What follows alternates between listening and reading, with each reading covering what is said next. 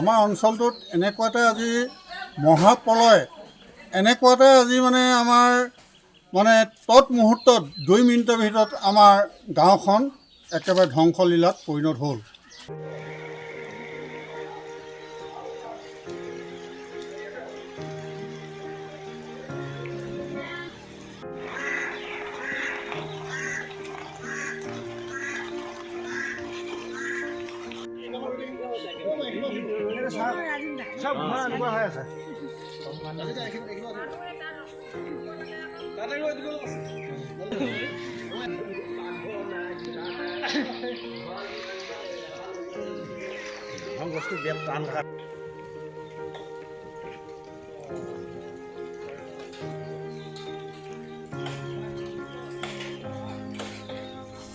এই আমাৰ ঢকুৱাখানা নৱচাৰক গাঁও হৈ পেলাই আমি পৰি আহিছোঁ। আমাৰ অঞ্চলটোত এনেকুৱাতে আজি মহাপ্ৰলয় এনেকুৱাতে আজি আমাৰ তৎমুহূৰ্তত 2 মিনিটৰ ভিতৰত আমাৰ গাঁওখন একেবাৰে ধ্বংসলীলাত পৰিণত হ'ল।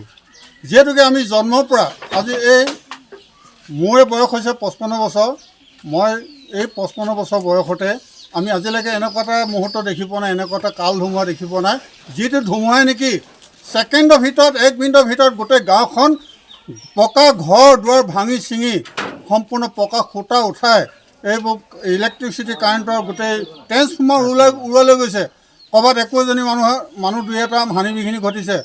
বাপেকে লেপটো লৈ ওলাই গৈছে, ক'লৈ যাম ক'লৈ নাযামকৈ গোটেই তিতি ধাৰকৈ বৰষুণ পৰিছে। ক'লৈ যাম এতিয়া? সাগৰ একেবাৰে গোটেই ভিতৰ বেৰ পৰিছে, বাঁহ পৰিছে ওপৰৰ পৰা ঠাং কি কয় ওপৰত দিয়া সেই ঢাপলি চাপলি ধাম পৰি দিছে, তেনেকুৱা হৈছে। 15-20 মিনিটৰ ভিতৰতে এই গোটেইখিনি শেষ কৰি থৈ গুচি গ'ল। আৰু যদি 2-3 মিনিট মাৰিলেহেঁতেন ধুমুহাটো, তেতিয়াহ'লেতো আৰু কি হ'লহেঁতেন ঠিকনা নাই। ঘৰটো পোনে নতুনকৈ বনাইছিল পকাকৈ, চব মোক কেঞ্চি আদি কৰি চব পকা ভাঙি দিলে ধুমুহাই। আৰু টিংপাত সম্পূৰ্ণ উৰুৱাই লৈ গুচি গ'ল। কেইবাটাও ঘৰ মোৰ দুটা, এটা ভঁৰাল ঘৰ আছিলে, এটা পাকঘৰ আছিলে, এটা পকা ঘৰ আছিলে, চব উৰুৱাই লৈ গৈছে।